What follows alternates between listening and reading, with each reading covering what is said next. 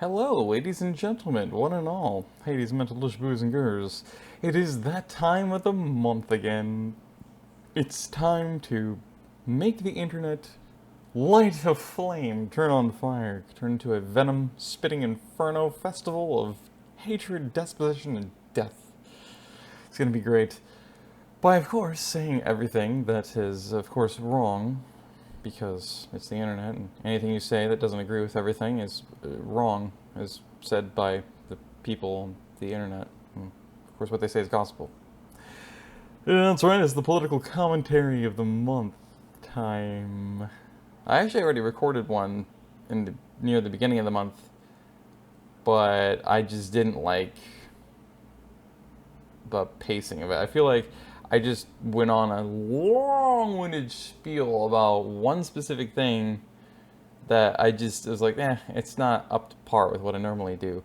So, this is what it's going to end up being here today. So, as we all know, unfortunately, even if you don't pay attention to the news, you're still going to hear about it. You're still going to see it a lot, way too frequently. It's quite annoying, actually. But, we get to enjoy, at least here in the US, the constant echoing of the chambers that is media and otherwise and just general public, therefore, unfortunately, always spouting on and talking about the whole Afghanistan withdrawal and all the things going on there. And the literal only other thing, of course, is anything associated with good old COVID-19, or 91, I should say. COVID-19.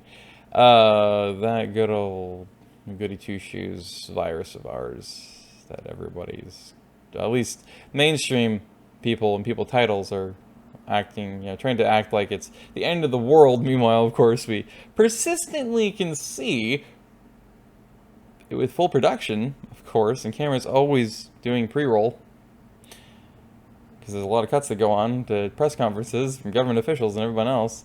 They casually behind the scenes before they step up to the podium, then put on their mask for the first time in their buildings, and then as soon as they get to the podium, of course, take it back off again, because, virtue signaling or something. Because, as a lot of the evil libertarians would say, rules for thee, not for me. Classic politics 101. Anyway, yeah, so the only two things that have been talked about, of course, into perpetuity, unfortunately. And they are both things that I feel like are really important, of course, to continue to talk about and continue to raise awareness about the alternative perspectives and opinions, and hopefully, again, give value to be able to help people maybe better grasp and understand how people come to the conclusions that they do and come to believe the things that they do and things like that, piece by piece, so that if you didn't understand it before, at least you can have some understanding then, and now. Even if normally you're somebody who still, in the end, even if you gained full understanding at that point, you're like, okay, that makes sense, you still in the end say, well, I still don't agree.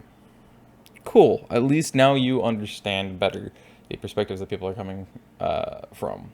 Today, though, I at least want to start by focusing on Afghanistan. Afghanistan, the tract of land, the piece of geography on the continent of Eurasia that we call Afghanistan, given that title, that pretty much technically is just that, a title, because a more accurate title, it's a colloquialism, right?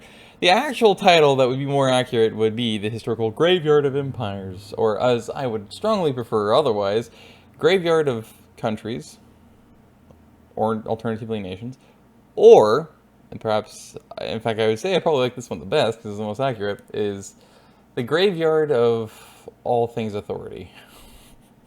Because any time that anything of any type of authority tries to take control over the people and over that piece of Eurasia, everything goes into explosive shit and falls apart pretty much as soon as it tries to start to build. And it's been that way throughout its entire history, as long as people have lived there, for whatever reason. I don't know why exactly that is and why it's always been persistent. Clearly, if something happens so constant like that, literally can no longer ever be coincidence. So there's something to that piece of Eurasia that for some reason, I don't know if it's something in the land or what it is, something in the air, but it just causes everything to never work if there's any authority. So everything just constantly goes into squabbles, squashes, wars, fights, and everything else, and just keeps collapsing in on itself, as it always has. It's kind of interesting. Anyway, let's just say it's a little too on the nose when it comes down to the whole, we're going to be withdrawing September 11th, 2021. Oh, really? Why was it that, like, you probably didn't even really have a meeting over it? You're just like, yeah, September 11th sounds like a good day. Yeah, okay, let's do that. And then you just did it. Like, why? Why was that the date you specifically chose? Especially when it's exactly 20 years later after a certain thing happened. Why are you trying to be so damn on the nose with it? It's a little too on the schnoz, if you ask me, to be coincidence. In fact, I can just about guarantee to you, it's probably very much intentional. It's intended to be on the nose. Because I just about guarantee you, there is a much more nefarious, ill intent behind that date being selected. And it's probably also supposed to be a message being sent in it somehow to some set of people somewhere that can grasp it. That would understand it.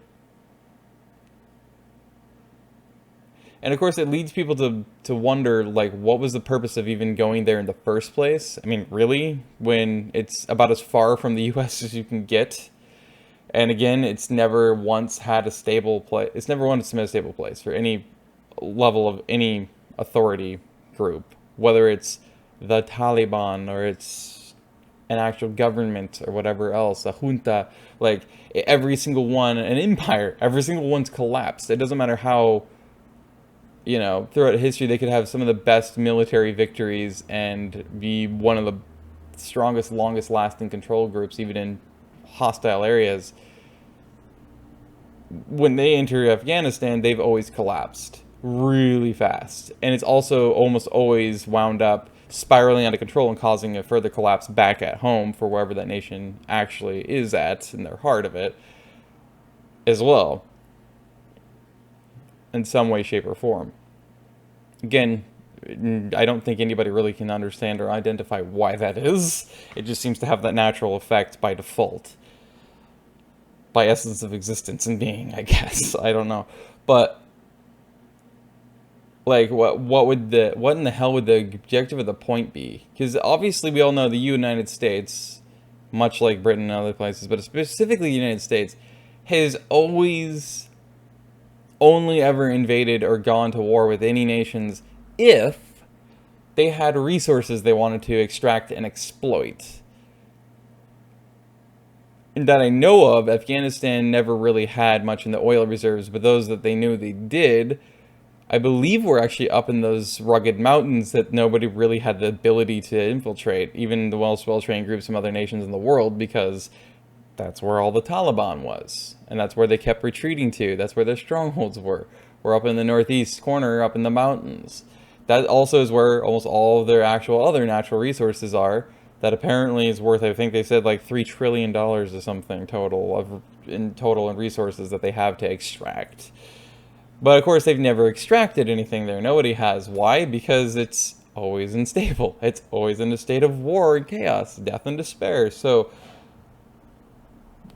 to me, even if there was good prospects for oil, which actually turns out even now, that's the least amount of natural resource they pretty much have that's profitable.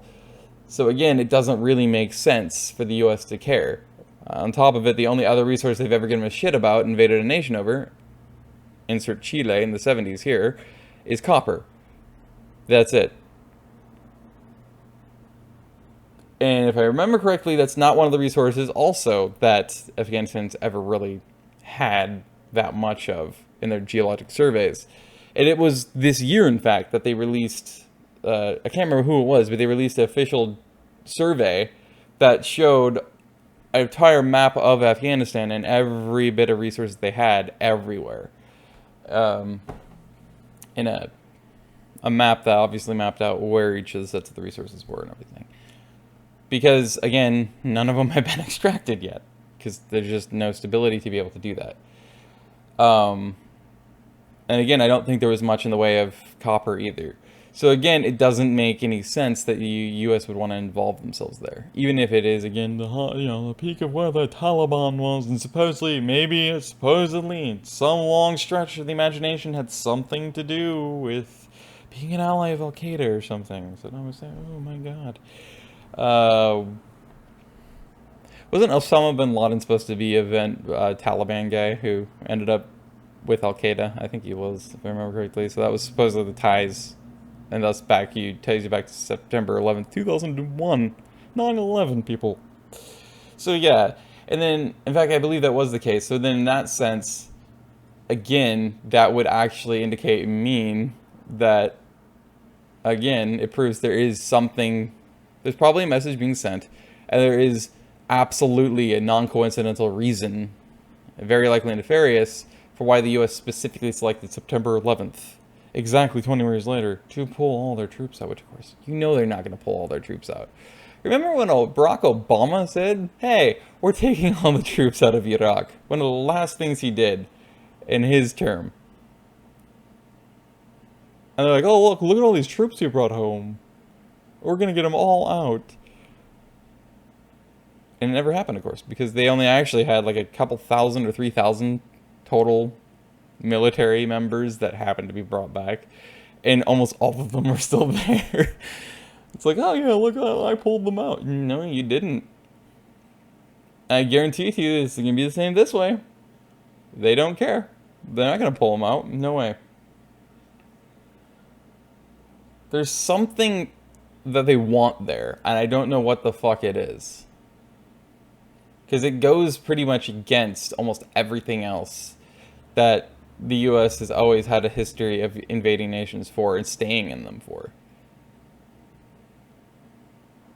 There's something that they want that does not line up or match anything that they ever have given about a damn about before.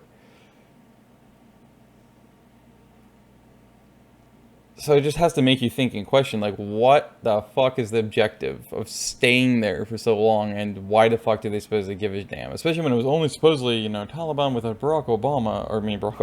Osama bin Laden. I knew I was going to do that at some point. Oh, God.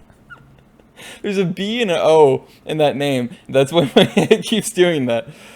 I thought I was going to keep catching myself. Nope. Osama bin Laden. And supposedly they successfully killed him. And supposedly that was your only thing, and you supposedly brought down Al-Qaeda successfully, and Osama, and Saddam. What happened? Why are you still so deeply invested in Afghanistan? What really do you actually were there for in the first place? And why are you intent to stay there in the first place? That's a real question right there. Because obviously it's something else. It had nothing to do with that.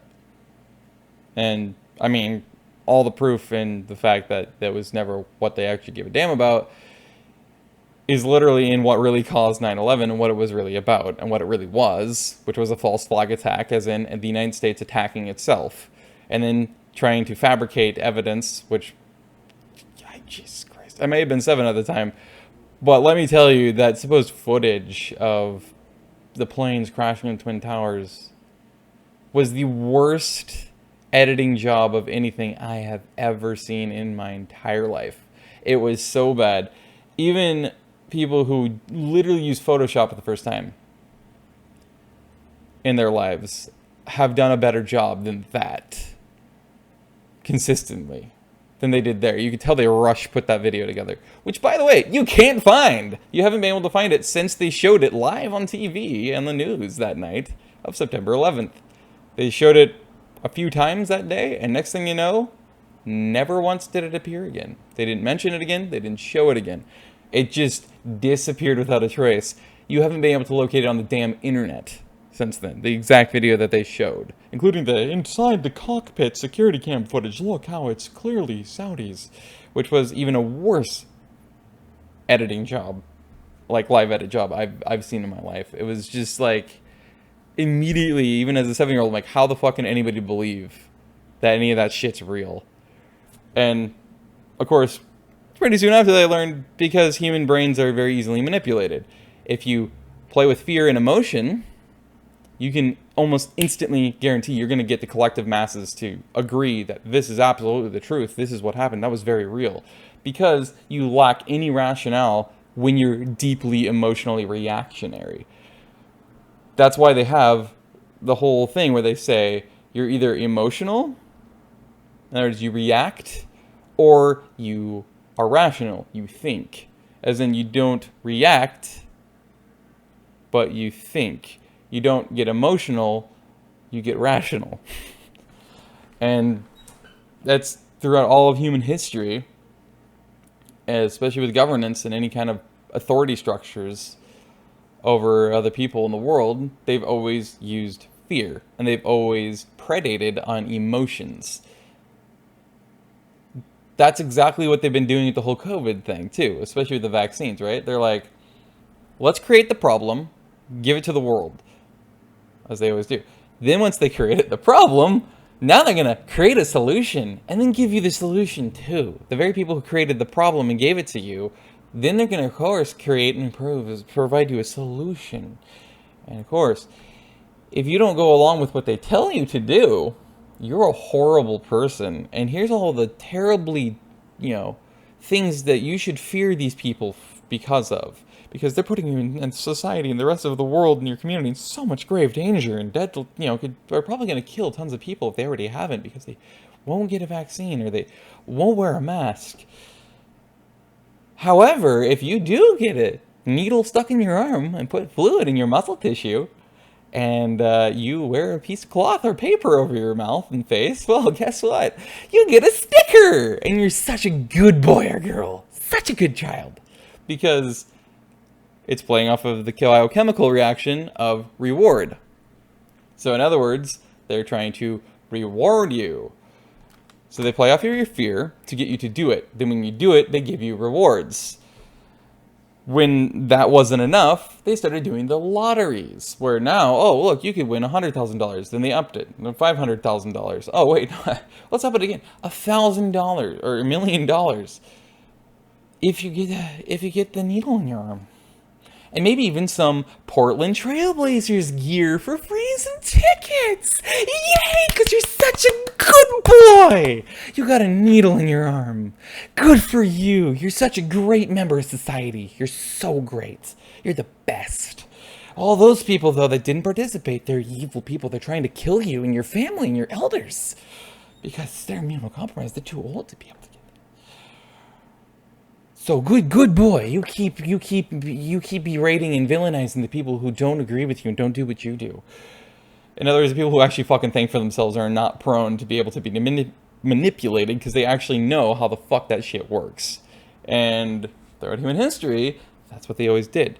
Another thing they always do, they always echo and echo. In other words, they always repeat with extreme dramatic emphasis, the same thing over and over and over and over with urgency, because they also know that's going to play not only to the fear, but also into the reward hormone. It's going to play into dividing and conquering. It's going to play into the whole, well, I better do that. I better believe what they're saying, take it at face value, because I don't want to risk killing my mom. I don't want to risk killing my immunocompromised 13-year-old brother or sister or whatever it might be. My favorite granny who lives on my block who's 93 years old. Which is still fear-mongering. That's what it is. It's to make you paranoid enough and scared enough that, well, I'm not taking my chances, and therefore you go and you get the jab, and then they give you the reward hormone, and so you will start echoing what they want you to echo. You will start repeating what they've been repeating, what they have had everybody else in society repeating, the majority, for the longest time. And it will keep increasing the emphasis and the dramatization of it as accordingly until they figure out exactly who it is that's still going to be refusing it. And clearly not being able to be controlled or manipulated by that kind of bullshit psychology that all regimes have used throughout human history to gain control over their own people. Like, Adolf Hitler did the same shit. That's literally how the Nazis got into power in the first place. Was literally because he fully understood how the human mind worked.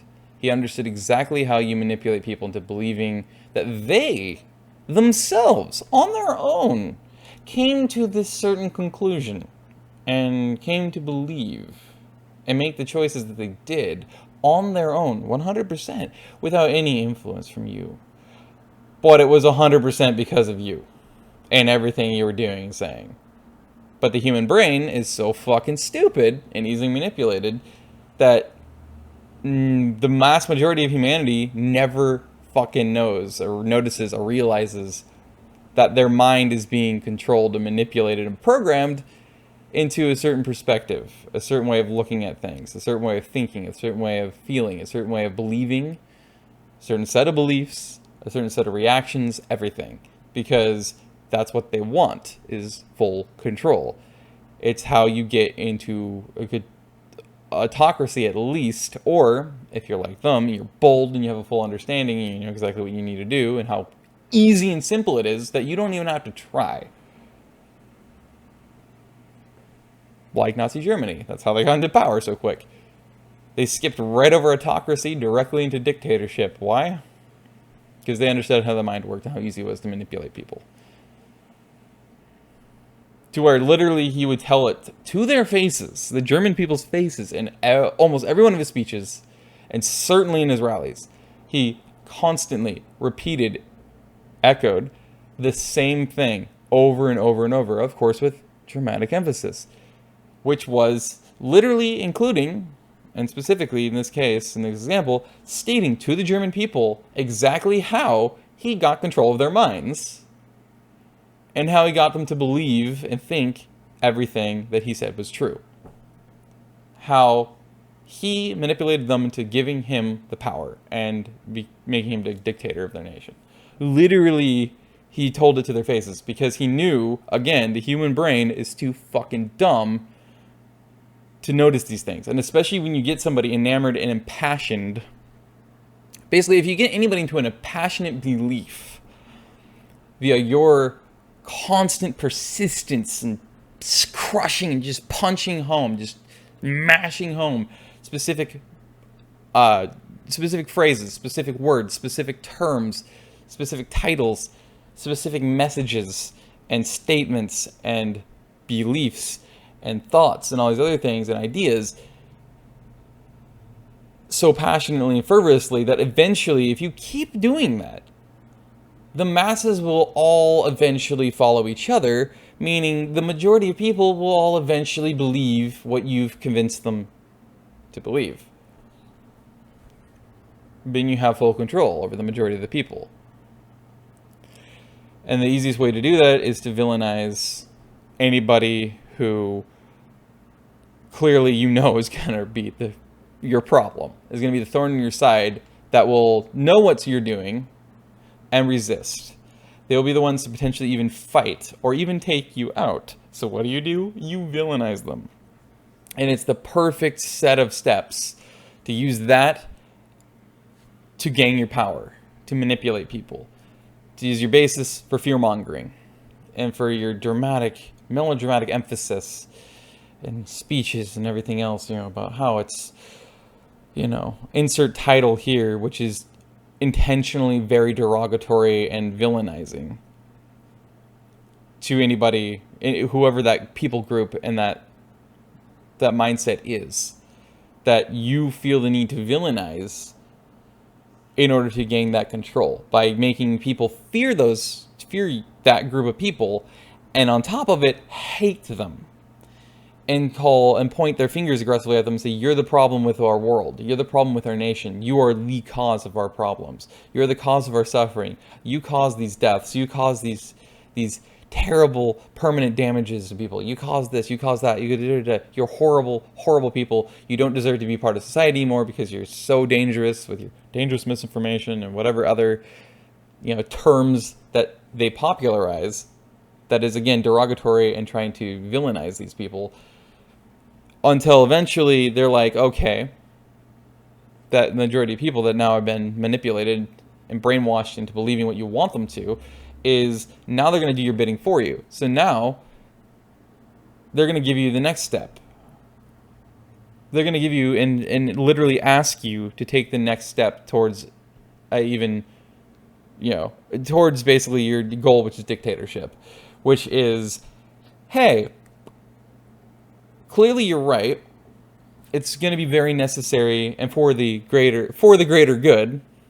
As we all know, that's the favorite phrase of all nations and people in power that do this to gain complete dictatorial, if not even full totalitarian control and regimes, is for the greater good. By far the most common phrase ever used when that's what they're doing. And the more they use it and the more emphasis they put on that with these kind of narratives, the closer you are to a dictatorship. The closer it means that the closer they are to doing one of those final steps, which is basically imprisoning, killing, or, in all other ways, basically making you outcast from society and potentially even be tortured or whatever because you're a horrible person, because you endanger society and you didn't follow what's for the greater good. And what's for the greater good? Giving up your rights voluntarily. Why? To protect our community and our people from these horrible, evil, misinformation spreading, dangerous individuals that are killing our children and killing our elders and just horrible people in general. And in this case, with the COVID thing, it's if you're a vaccine skeptic, hesitant, or anti. And same with the whole mask thing. Piece of cloth or paper over your mouth. You are that villainized group of people. You are that horrible, dangerous, deadly person that should be outcast from society because clearly you're heartless and incompassionate. You just don't care. You have no empathy or feelings. You're a psychopath. You deserve to die. You deserve to be imprisoned because you're horrible and we need to take your children away and make sure you have no legal ability whatsoever to have children because you're just going to kill them because you aren't giving a needle in their arm constantly whenever you supposedly need to do it. That's just where we're at right now. Basically, those people are the modern day Jews of Nazi Germany. They were the scapegoats to gain dictatorial power. Now it's going to be these people that are scapegoats to gain dictatorial power. To get the majority of people that they manipulated successfully and brainwashed successfully to agree to give away an increasing amount of their freedoms and rights in order supposedly to protect themselves for the greater good from horribly dangerous people. Just like they did with the Jews back in Nazi Germany. And have for any other nations throughout history that do that shit. But getting back to the initial topic, which was Afghanistan, right? Again, there's a direct association with 9/11. Especially when, again, they're trying to... the specific date they chose was to completely be pulled out by September 11th, 9/11. 21. Instead of 01, which is way too on the nose. And again, Osama bin Laden was supposedly of the Taliban, but then became a huge partner in crime with Saddam Hussein, and Iraq with Al-Qaeda, and then suddenly, now they're evil, but then they get killed, and then they wipe out Al-Qaeda, and then suddenly, now it's still not good enough, now they still got to occupy Afghanistan. What's really the goal there? But the point keeps going back to 9/11. So... what they have never told people, but if you paid attention throughout the time, before it happened, while it happened, and all this time after it happened. The truth is very blatant about what really 9/11 was all about, because Iraq and Iran, both at the same time, I don't know if it was in partnership or what, but at the exact same time, on the exact same day, 3 weeks before 9/11 happened, switched from using the petrodollar, or petrodollar, that is the United States dollar, in trading their petroleum resources to using the euro to trade their petroleum-based resources. So primarily just oil, some refined, some unrefined, obviously, probably some gas, diesel, whatever else. The point is, they're petroleum products, right? That's what they did. 3 weeks on the day before 9/11, they both, at the same day, at the same time, swapped from the US dollar to the euro in trading their petroleum, their oil resources. 1 week later, so 2 weeks before 9/11, the US government supposedly just into thin air, just vanished and evaporated into nothingness, into the dark void of the ether. $8.3 trillion. 2 weeks before 9/11, 1 week after they swapped, the US loses $8.3 trillion. Just casually, like, oh, look at that, $8.3 trillion of our money just seems to have vanished into thin air out of nowhere. I wonder what could have happened. We don't know, but we're definitely going to try to hunt it down and find out where it went, because we definitely don't know. And by the way, to this day, they're like, we're still trying to find out what happened to the $8.3 trillion that day. We still definitely don't know. We're still definitely looking for it, because we definitely are not lying when we say we don't know what happened. And then, of course, 2 weeks after that, convenient losing of $8.3 trillion, 9/11 happens.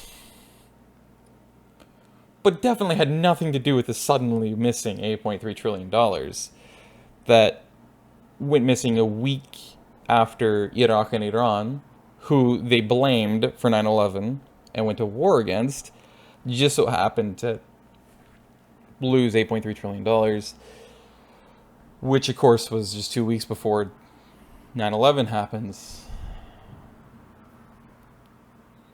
Not on the nose at all. Definitely, clearly it's just total coincidence. Nothing, no association between those three things at all. Never. No. It was, four things actually. Never any correlation between any of them. It's total coincidence. We can promise you that, because the United States government said so. Now you shut up and you go pay attention to these things over here that we tell you we want you to pay attention to. Stop telling the truth. I mean, we stop telling lies. Horrible. And it's true. And of course, as all governments do, they suppress that information. They suppress any resources, any information, any databases, any websites, web pages, anything that shares the truth about what really happened those days.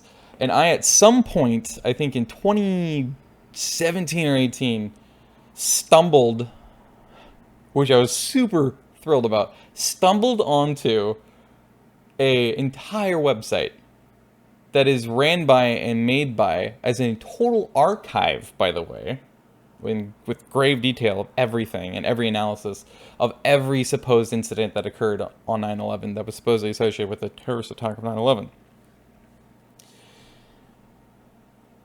It's compiled by people who are long-standing experts, deeply experienced in the fields of controlled demolitions, of plane crash investigations, of sciences that include being able to study and confirm or deny if jet fuel can melt steel beams, or even physics-wise, if a plane of any size can somehow manage to just casually go and crash into a freaking high-rise building nearly 1,000 feet tall, or well, I guess it was 1,000 feet tall, both of them. Something either was just below or just at or over. Into it, head on, and not just it disintegrating to pieces, but no, casually punch a hole in the fucking thing, including through the beams, to cause the entire thing to go down. Which, if you think about it, even back then, being made out of aluminum and other metals and alloys, a plane would disintegrate if it hit a surface like that, especially at high enough speeds. It would just obliterate itself from existence. It would be shredded to pieces. It would just be feathers, practically, out of a pillow. It would not be able to punch a hole in a frickin' thick-ass brick building with foot-thick steel beams. Like, it's just not going to be able to do that. Even more so, modern day, with fiberglass being used in mass quantities now. It's even more so just going to splinter from existence. It's not going to be able to punch a hole in any building.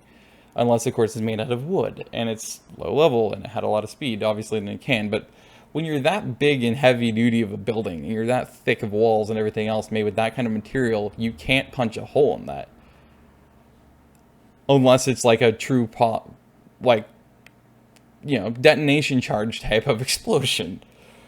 And that's actually effectively also, go figure, because it's just basic common sense, but that's also one of the things that basically all those different investigations had archived in that Internet Archive. And I don't know if it's still up. I would assume it probably is, because it was so heavily suppressed and buried in there, but I stumbled across it, thankfully, and I wish I still had the link to that thing, and I wish I could scroll through it and show you it. Or at least have it linked out there, so more people could see it. Because it literally has the experts who all break it down and investigate it, and they're like, yeah, no, none of these involved planes. Here's why. Including, like, literally all the things that supposedly involve planes on 9/11, every single one of them are constantly debunked by multiple different people throughout the years that investigated these things very thoroughly to every minute detail, combed through it for years, and are like, the conclusion says no planes are involved in anything. Not the Pentagon, not the Twin Towers, not that random field. I think it was outside of Harrisburg, I think it was, in Pennsylvania. None of that involved planes. And when you have the actual horse's mouths, the experts on that stuff that have been in that kind of field for years, in terms of crash investigations for planes and controlled demolitions and things like that, it's probably better to take their word for it than it is to take somebody else's. And I actually found that shortly after on YouTube, I had stumbled across a video literally from that point in time that was filmed by somebody that was very close, and I mean very close to the base of the Twin Towers on one of the bridges, who was filming it, and never once is there a plane anywhere near the Twin Towers the whole time. It's like I think an hour and 40-minute video or something like that, because it encompassed both the towers, and they're like right there, so you can see everything. And the only aircraft anywhere is a military helicopter. In fact, three of military helicopters. One of them constantly circling, going lower, and then slowly higher and higher and higher and higher up the first tower, then the second tower. And you actually look at it, and it looks like there's little charges that are being dropped onto certain floors of the towers, which fits the whole controlled demolition thing. But it also fits with the fact that, and that was even from the very day it happened, that people were saying it was weird because for some reason there was military personnel that were there at their workplaces at Twin Towers. They're telling them, go home, you're not working today, because I think it was, the story was supposedly that they came up with was supposedly that they were there to fix electrical issues on those various floors, but they were very specific floors. And actually, they were also perfectly spaced apart, which has been a very big controlled demolition thing, especially for high-rise towers. that would fit that, because of course they would be up there setting probably wires in the walls for the charges to be detonated. Once the charges get landed on there, they're gonna set it up to detonate those floors' wiring in order to cause it to collapse. And I still remember watching that, and it's like, that's blatantly controlled demolition. It goes even the explosions literally were floor by floor by floor by floor within about a second of each other each. Just like it just, that's really what obviously happened that day. And I mean, even the lead up to it, when you look at that factual information about conveniently losing $8.3 trillion and 2 weeks before it happens and all of that, it's very convenient at that point that all of that shit happens, and it just is like, let's see, that you directly implicated Iraq and Iran behind that, behind doing, conscripting these primarily Saudi Arabian people to go and, attack you and crash planes into buildings, causing them to blow to pieces and collapse and kill thousands of people. 3 weeks before this, they supposedly did that, Iraq and Iran, the people you're going to blame for it and try to go to war with as an excuse for it, happens to casually... I mean, you just think about it, it just doesn't add up. It doesn't add up. The only thing it adds up to is, yes, it was a false flag attack. That's where their $8.3 trillion went to, was a false flag attack on itself. They terrorist attacked themselves. They blew up their own buildings and killed their own people to create what is, at least in the old days and in games still, like paradox-based games, considered war support. You gotta do something like a false flag to then blame somebody else who you want to go to war with, to then stir up war support when nobody wants to fucking go to war and none of your citizens want to support it or fund it. Suddenly you can get a surprisingly large amount of support from your citizens if you go and attack yourself, but then immediately go and blame it on somebody else. Thus why it's called a false flag, because the nations you're blaming, the flags, are false. They're not the flags, the nation's responsible. It is always the nation that it occurs within, the attacks occur within, doing it to themselves. And that's the real flag. That's why they're called false flags. And yeah, so it's like, it literally step by step by step. And it's the oldest fucking US blueprint in the book that happened to gain a title of false flag since Project Northwoods was a thing.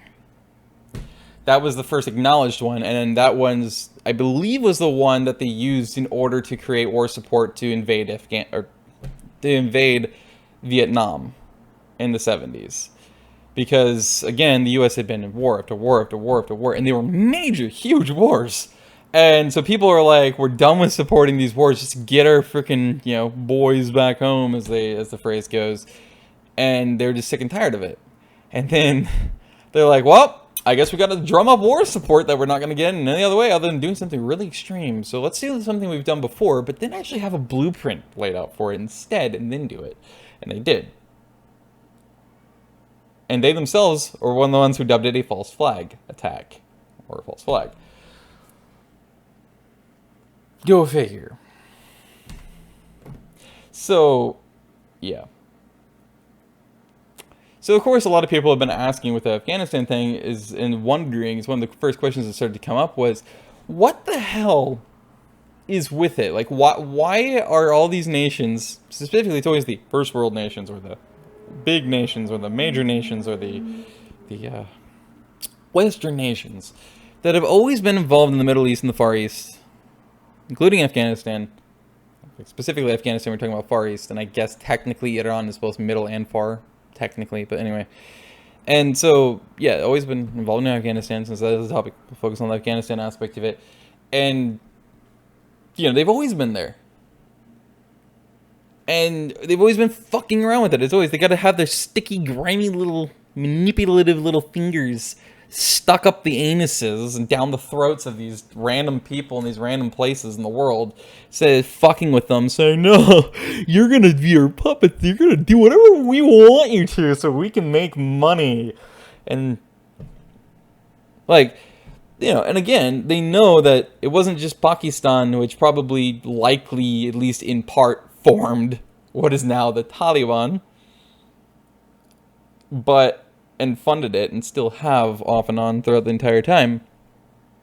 But it's very likely that the US did what it has done throughout its whole history in the Middle East. And that is, they love to cause tons of disruption and tons of instability in these nations. Usually they have, again, resources that they very readily can exploit and then gain full military control over. So they make the money off of it. And the little people of that nation make virtually nothing, if anything, because it's a U.S. resource and asset now. Even though it's in your country, not ours, it's ours because we said so. And if you don't believe us, we'll slaughter you again. So, what do you say? You gonna cause a problem? Which, of course, is always the point of instability, right? They want to divide so they can conquer. Instability is the best way to always guarantee, as a much stronger nation, to get complete control over that place. Because those countries, what little sorry place marker, spot in the road excuse for a government and they have there, they're just like, please stay, because you fucked us over even harder, and even before that we weren't going to stay, we weren't really going to function or work, and we were going to collapse anyway, so could you please, let us at least figuratively stay in control by staying here, please? Basically how it works, in a nutshell. And the most simple, spoken to like you're in 5th grade way. And it's just like, But the point is they always fund and train, I guess in order be train and fund, the what always end up being the juntas, so the military juntas, the military dictatorships, and the theocracies, which are still authoritarian regimes at least, if not dictatorships, and all these other supposedly horrible, evil, enemy actors and these tyrants and everything else that the US always labels them as. They're always the ones, the US are always the ones who have trained those people and funded them in the first place. That always are the ones who end up with the power and the control that they then go and they villainize again. And they always want to go to war with again. And they always want to attack. And they always want to have their presence kept. Because they know it's still unstable. And if they can keep their own troops there, it'll still keep everybody even more on edge. And it'll keep it even more dangerously unstable, of course. And potentially explosive. If that happens, they can exploit the chaos, the instability. If things go to shit, they can immediately then claim, oh, we didn't do it, we didn't start it, we didn't fire the first bullet, but we're sure as hell gonna fire the last 60,000, and off they go again. That's always what they've done. Iraq, they were the ones who ended up getting Saddam Hussein and his group, Al-Qaeda, into power in Iraq, because of the fact that they funded them to overthrow the prior government, because they didn't like them either, the Shah. Okay, boom. Now you have a fucking dictatorship they're calling terrorists. Now you gotta go to war with them again. Yeah, whoop-de-doo. It's not like they don't have tons of oil that we're trying to control, and that's the only reason why we actually care. Stop saying facts. And then, of course, you gotta go. They gotta do it to Iran, because Iran has tons of oil too, after all. So they gotta go and blame them for all hell breaking loose in Iraq, or hell breaking loose with Saudi Arabia, or in Yemen. It's always Iran. Why? Because one, they have really good relations with the fuckers in Saudi Arabia, and two, Saudi Arabia despises Iran. Why? Let's just go back into practically caveman territory in human brain history and development to show you exactly Why? And it's called religion. They don't like the sect of Islam that is dominant in Iran or in Iraq because it's Shia. It's a different label. They don't like each other because people are stupid. That's really why. People are fucking dumb. Like, you believe someone being slightly different than me, but at the same time we're technically still the same religion? Fuck you, I'm gonna slaughter you now. You're evil, you're ruining everything, you're ruining the world! You must die. You're clearly the cause of everything wrong with our nation and our world. You're trying to ruin our lives, and we must ruin yours. You're so evil. Why are human beings always stuck up 6-year-old children that are always throwing arrogant, entitled temper tantrums because they didn't get exactly what they want? I don't know, but apparently it's a natural human nature and instinct, especially if you have something called authority or power, whatever you want to term it as. It's fucking bullshit. Anyway, yeah. So, go kitty. But it's not only the resources, oil, if you're everywhere else in the world, and then copper if you're Chile. But, which makes the money. Actually, the real moneymaker for the U.S. is war. Military-industrial complexes, baby. It's the basics of how they work. They want wars. They want instability because they want wars. They want chaos. They want death. They want mass decimation of life. They want these things because it makes them hordes, and I mean hordes of profit. If a military-industrial complex like the U.S., which pretty much runs the world, did not perpetuate wars, they would basically have zero economy. And that's the God's honest truth, because that's what the U.S. has always predicated and built their entire economy upon. The true economy of the government, the people in control of the U.S., is military. Raytheon, Halliburton, Boeing, Lockheed Martin, you name it. They're out there making their big bucks too off of the government, and the government makes even bigger bucks off of them because they make them the vehicles, the planes, the trains, well, not the trains, the planes. To say 1963 again, we're back to using trains in wars, or even 1930, I guess.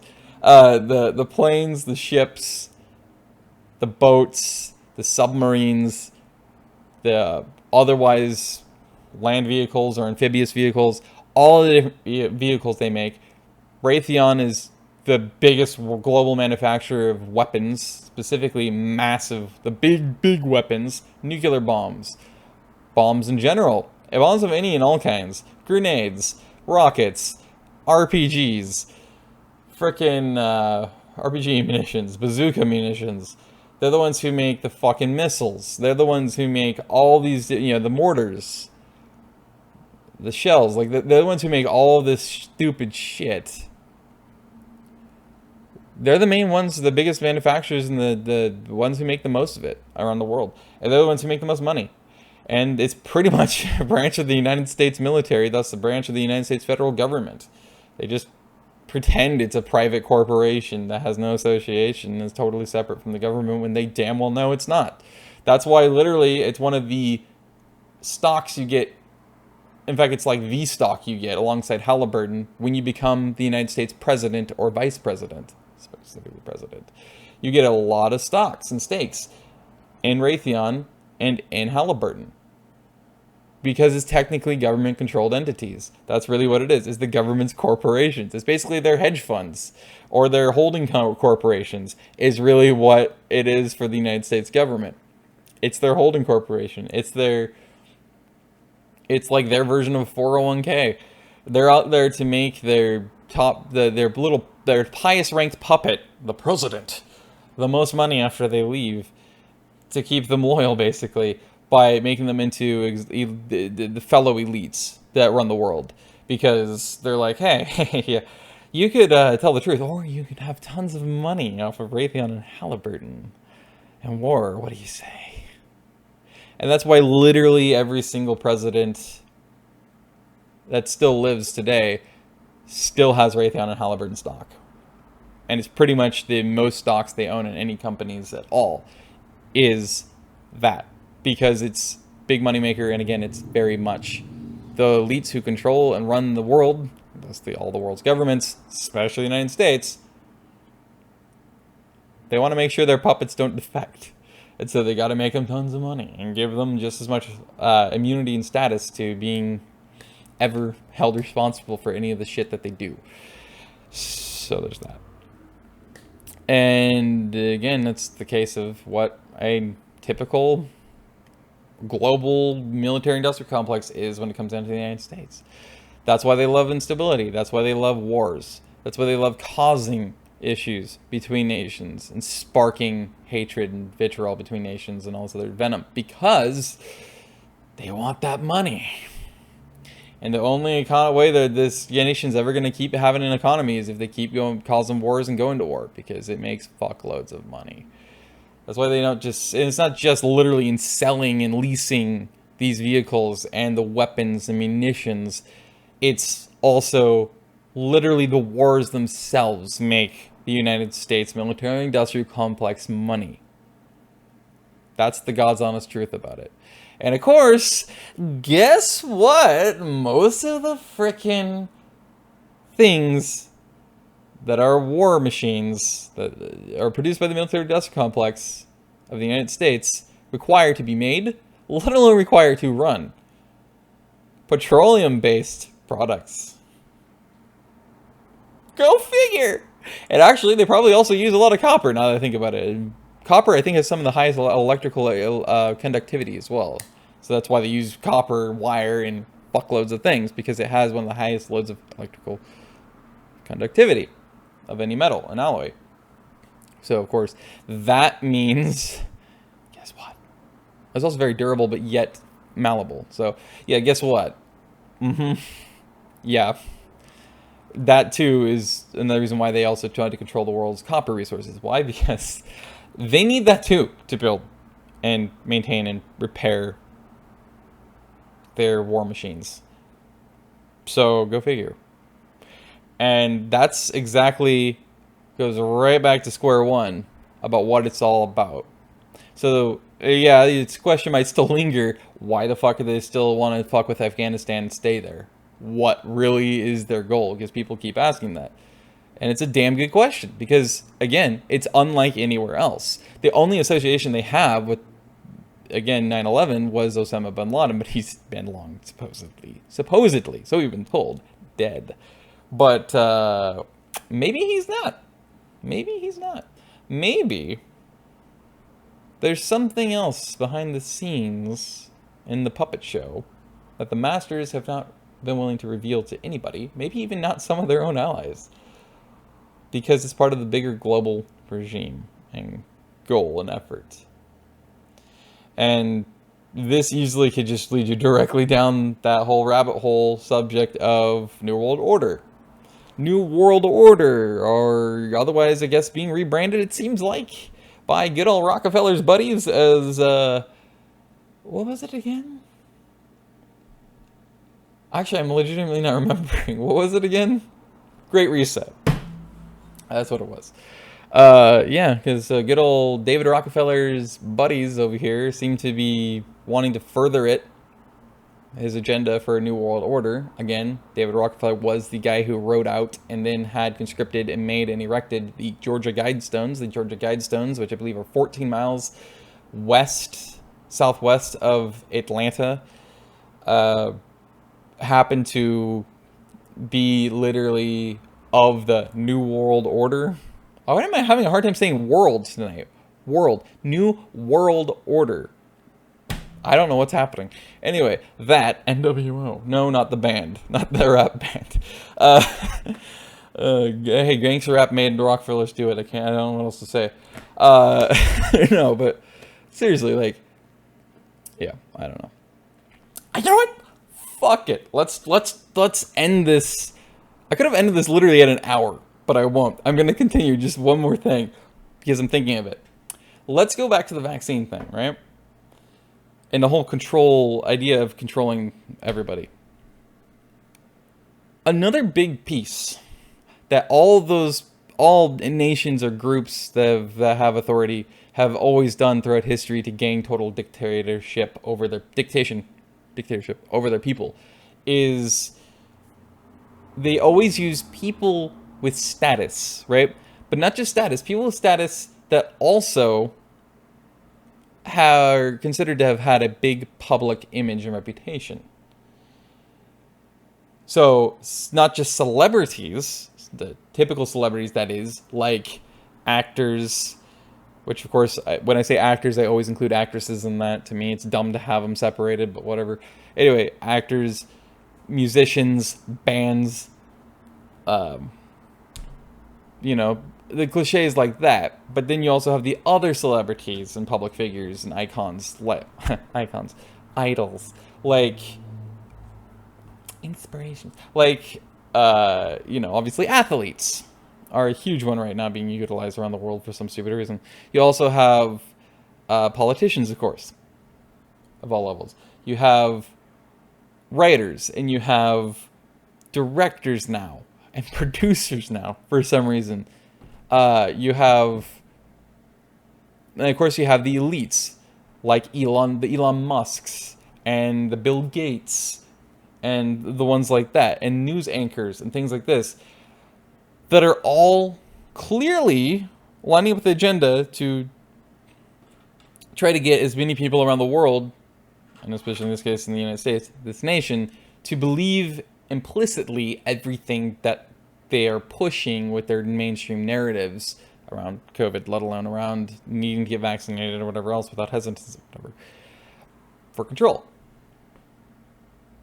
All throughout human history, when the controlling interests of a nation, the powers that be, whatever you're going to call them, want to go into, again, at least autocracy, but predominantly want to try to skip over that and go into dictatorship and gain full control over everyone, that's another thing that they do, especially when it crosses past the halfway completed through their step-by-step process to achieving it point, is they start to apply even more pressure. Because again, the ultimate goal is to get to a point where now they can clearly define, and without having to point them out, everyone that they've convinced and manipulated to think and believe the way they do with it can see it blatantly as well, is there's going to be this very small minority of people that very clearly are going to be blatantly uniquely different than everyone else, that are going to stand out like the most sore, red-thumbed motherfuckers you've ever seen in your life. They're going to make the definition be blown out of the water with how pathetically weak it is comparative to that. That are going to be the ones to villainize, of course. And the ones that are going to be ousted and considered need to be made illegal or whatever else because they're horrible, like I said earlier. That's their ultimate goal. So, step by step is, you got to slowly step up your effort to convince the few other remaining hesitant ones, to finally convince them and manipulate them and successfully program their minds into echoing what you want them to echo and believe what you want them to believe and see the world how they want you to see it and everything else, think how they want them to think, feel how they want them to feel, react how you want them to react, so that eventually you get down to that tiny little group that's left that they know they cannot, no matter what they do or how hard they try, they cannot convince them. They cannot program their mind. They cannot take control of them that way. What they do at that point is, to get to that point, is they step it up, step. They keep increasing it until they get to that point. When they get to that halfway point or just past it, one of the step ups they do to put forward further pressure is they start to do that, where they get more and more and more and more and more public figures, significant people or faces and names, celebrities, elites, all these other people with a public image that is generally popular and that is therefore respected or believed, right? Influential influencers. Now that I think about it, perfect timing for the whole thing, rebranding from creator to influencer suddenly became a thing. Because it was dishonest to call yourself just a creator because you influence people, whether you mean to or not. Therefore, you need to be calling yourself an influencer if you're honest, or else you're a horrible person that's lying. Anyway, That was just like a little click. It just clicked for me. I'm like, okay, that makes sense too. So that's part of the whole agenda too, and narrative. Anyway, step-by-step process. So influencers, anybody like that, news anchors, this pathetic, measly news anchors. Like, what is this shit? Anyway, they use them and they start to get more and more and more and more and more of them, and that's like that has its own step ups until they reach their finale, with their final step, which is to get more and more and more and more and more and more and more, and it just keeps increasing of them to constantly on social media and to on mainstream media, so television or onto live streams or onto whatever else. I mean, this could be your favorite gaming YouTuber or streamer, whatever else, to echo what they want them to echo, to say the narrative, because then encourage people to get vaccinated and stay safe, so to speak, because apparently it's for the greater good, and I'll go down that line again. So, yeah, that's what they do. And if you haven't paid attention, well, it should still have been obvious and be very obvious that they're doing that. And it is increasing the amount of people that they're trying to get out there saying these things, including to the extent that I lost count of how many freaking bands, right? And musical artists and people that I know of that I really like, especially, again, it's mainly musicians that I really like. And there's a few comedians. There's a couple of podcast hosts. There are some just general people, everyday people that I know of as well, that literally, they'll get fully vaccinated. They're always using their hand sanitizer. They're always wiping down surfaces with antibacterial things and antibacterial soap and, all of the very smart precautions, gloves wearing needed, and masks always, no matter what. That are fully vaccinated. Of course, social distance, everything. Of course they get COVID. And it's like, And of course, the message is always exactly the same. Get vaccinated, wear your masks, and do everything that we did that clearly didn't protect us at all. Like, if that doesn't fucking tell you what you need to know about how bullshit this whole narrative is, I don't know what else to tell you. Because, again, I lost track of how many I've heard and I've seen do that. Like, what are you're just supposed to fucking, I guess, again, just trust implicitly without questioning anything. Don't question it, because that makes you evil too, after all. Because you might start to think some things about the narrative that are just distasteful at best and just evil at worst and deadly. I'm very misinformed. Like, I guess that's what it is, because you're just like, no, don't question it. Trust us. It makes perfect sense if you just don't think about it. Just get it, because we encourage you to. Because obviously you follow us on social media, right? Which means you must really like us. And therefore, we should be able to have some influence over your mind to convince you of the narrative and get you to do it anyway. Even though it literally didn't do anything for us to do any of that. And all the extra shit we've been doing, and yet still, we still got it. But don't think about that. Don't think about that. No, don't think about that. Just accept that you need to do this, because it makes you a responsible, good, right person. And basically, in other words, they're trying to build you up only if you follow and believe the narrative, because that gives you the reward hormones and the, oh, I'm a great person hormones, right? It makes you feel all gray, bubbly, and warm and fuzzy, because you're like, I'm so smart, I'm so great. Look at me being a valuable contributor to society, right?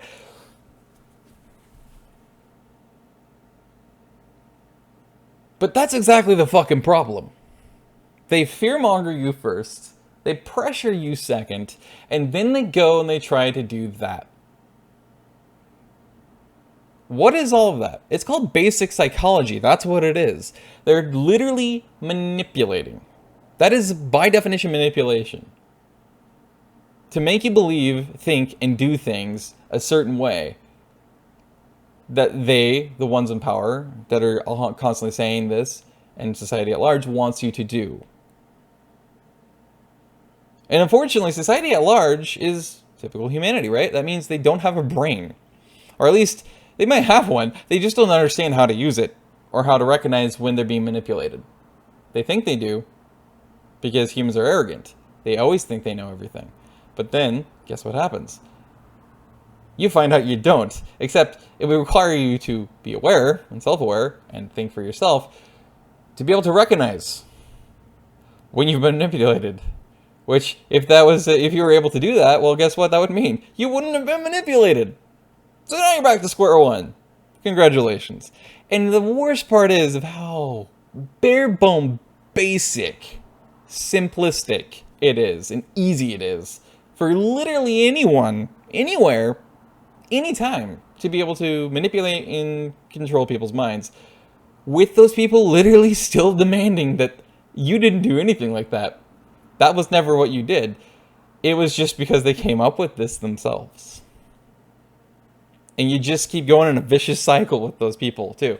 You can't get through to them. It just goes around and around and around and around. You keep going to make the square one and square one and square one and square one. It would make Groucho Marx scream in pain. Even though that was one of his fucking, as a character, that was his fucking gig. That was his shtick. And we're back to square one. Hi, how you doing? Nice to meet you. Animal Crackers, anybody? By the way, if you haven't watched Animal Crackers from the Marx Brothers, you absolutely should. It's fucking great. I also said Marx Brothers, almost Northeastern. Marx. We're in the Marx Brothers. The Marx Brothers.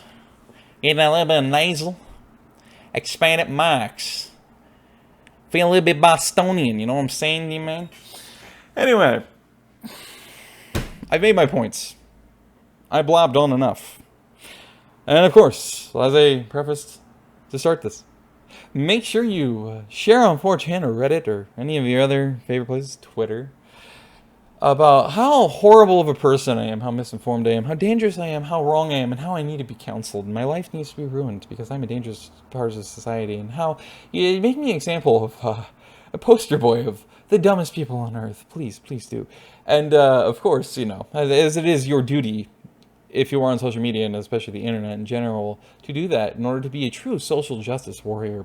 Make sure you also leave a strong dislike and report the channel and me in the video to YouTube, that is our overlords Google, because our technocratic overlords, of course, know what's best for us and what's safest and right and just. And make sure you also leave a very angry comment down below about just shredding me to pieces and telling me just how dumb and horribly misinformed I am and how I'm just absolutely the best case of us just the most horrible, dangerous people out there. And yeah, look forward to it. So yeah, but even then, you think I'm the spawn of Satan himself. Please do make sure you stay safe out there and make sure you enjoy yourself, have some happiness somewhere in your life, and instead of always being mad at people, and make sure you enjoy yourself out there. Stay safe and have fun. And I truly mean that. I really do. No matter who the hell you are, no matter what you think of me. And I will see you, probably never, on the next video. Whatever it might be. Stay safe out there. Stay fluffy. Have a great day wherever you are. And I hope to see you next time. Maybe. I don't know. I don't even know how many people will watch this. And it only tells me views. It doesn't tell me who watched it. So if you don't leave a comment, I won't know. And then at that point, I actually, now that I think about it, I don't know if I can actually legitimately say that I hope to see you, because I've never seen you, so I don't know if, well, existential crisis in order to leave it to me to do that. Anyway, it's really good to actually express this stuff and get it out there.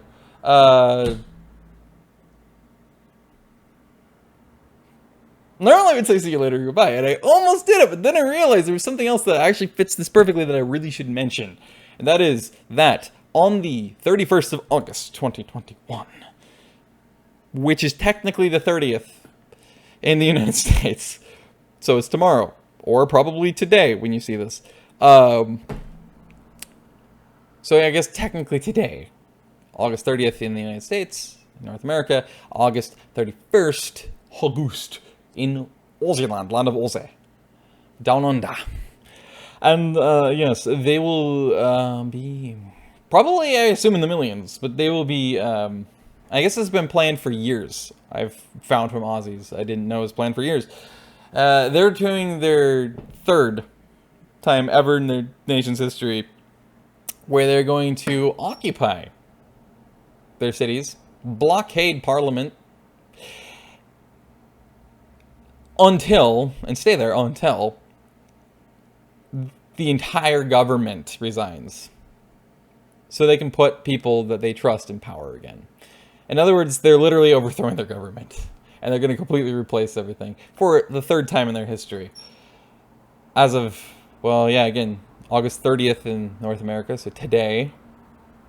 Though on that side of the international date line, it's also today for them, but it'll be tomorrow for us. So there you go. But also, I found out today that, which is actually now yesterday, the 29th, that apparently there's a fuckload of truckers in the United States that are going to be participating in tandem or solidarity, or whatever word you want to use for that, whatever synonym, with the truckers and all these people down in Australia, here in the US. So you might just find some of the freeway systems in the US blockaded by truckers.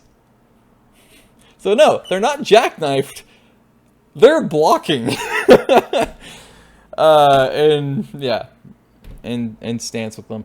And I can't blame a lot of the people that might not have, or might have been hesitant to join, or maybe didn't even consider joining before. So Victoria and New South Wales, I know, which I believe is the one that also has Sydney in it. Then you have, of course, South Australia, but specifically the people of Victoria.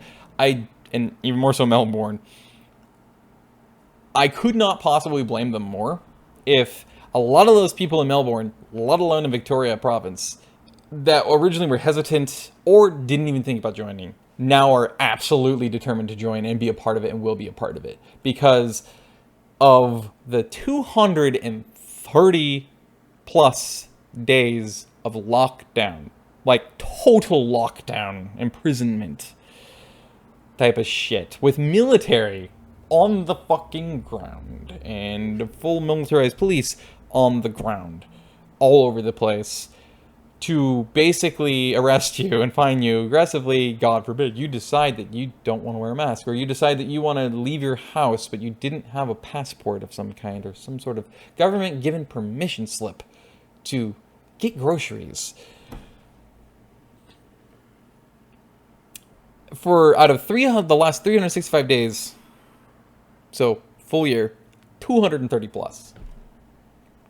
And then on top of that, now it's very convenient, of course, that they officially have planned this, and officially people started to spread the news about it around the world, let alone in Australia, and announce it. As soon as they started to do that, literally within, I'd say it was probably 18 to 24 hours, the government of both Melbourne and Victoria said, you know what? And also New South Wales, actually. Said, you know what? No, fuck you guys in particular. This totally has nothing to do with that, by the way. Definitely doesn't. But if you're going to want to overthrow us, it's going to be illegal because we're doing total lockdown again. Have fun! I think it's till September 13th. It's like just suddenly they're like, oh, by the way, you want to do that? We see. So how about a lockdown instead? Have fun. Definitely not government being like, you know, they want to force us out. We're just going to lock it down instead and try to intimidate them not to go. Because they'll all be arrested anyway. So at that point, that's even more like that probably was the straw that broke the fucking camel's back for a lot of the people that may not, that especially if you're down there, by the way, or you know anybody down there that tells you about people that they met there that said, hey, we weren't even thinking about going there, we didn't care about it, but that fucking was the final fucking straw. Now we're here. I cannot possibly blame them for that shit. That is absolutely warranted, is probably the smartest fucking thing you can do. And hopefully none of the people in Australia ever back down, no matter how long it takes. I hope they never, ever, ever back down until they get the damn government to step down completely, every one of them, and to take over. in the sense of putting the people that they trust and they want in office, that they know will do them good, at least temporarily, because it's always temporary with people in power, because they will always auto-corrupt, especially when there's money at play, which there always is in government, because they're the ones who control the world, or the elites. Inevitably, it's going to corrupt. It's going to start going back towards the corporations, elites again, and you're going to start to get fucked with again. But at least it allows a guaranteed temporary buffer of, okay, we can fucking live again without having an overbearing, over-controlling pieces of shit fucking us over, trying to claim it's for the greater good.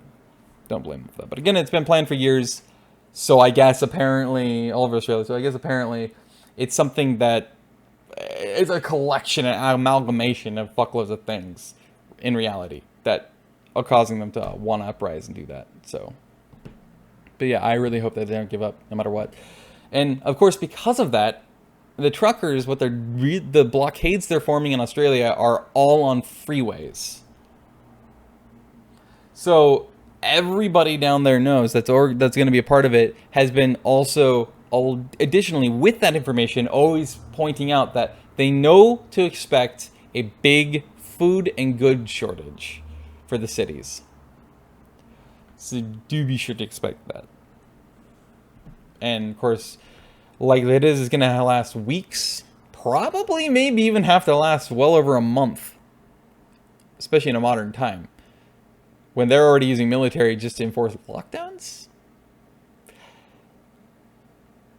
They're already getting audacious. So at that point, it's probably going to take even longer.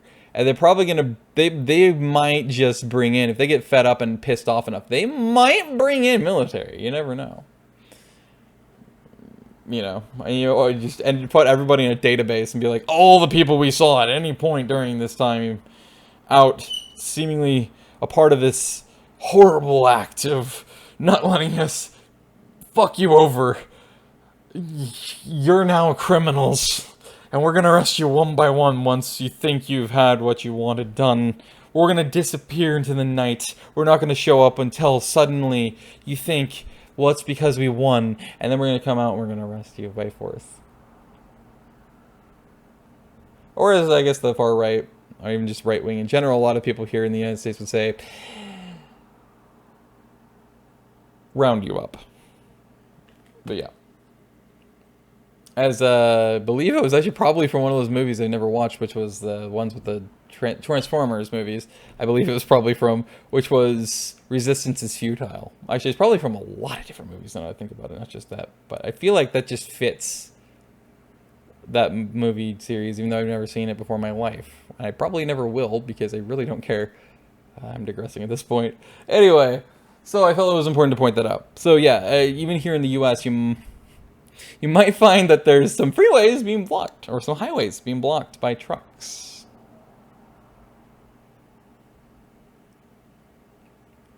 Just thought you should know. But hey, if anybody actually has cameras and they want to go share pictures of that and videos of it, and so that way you can stand with them, or you can go out there and you can just document it, so that way we always have exactly everything that transpires with it, what our nation's going to respond to it like, specifically government, police, stuff like that, and then basically post it to media of any kind, whether it's YouTube or anywhere else, so that way the world can see, let alone our own people can see and know why they're doing that. You know, so at least people get some understanding and perspective as to what's happening and why it's happening here, what they're doing that for. That would be cool too. So it's another good reason I feel like to mention that. Anyway, I digress. Again, I hope you learned something new today. I hope you got some value out of it. Whether it was entertainment because you think everything I said is fucking bullshit and stupid as fuck, and I'm just some far-wing, right-wing, tinfoil hat-wearing conspiracy theorist, or you actually think it's funny just in general because of how I present, because apparently there is actually a lot of people out there that actually really enjoy my commentaries, whether it's written out or it's all here on video. And most importantly, hopefully, you gain some new perspectives, some new ideas, some new concepts. Maybe you've learned to grasp something you haven't before as to how people have came to certain conclusions or beliefs about things that maybe you just couldn't grasp or understand before, which is always my ultimate goal and point with these videos. With that said, again, hope you stay safe. Hope you have fun out there.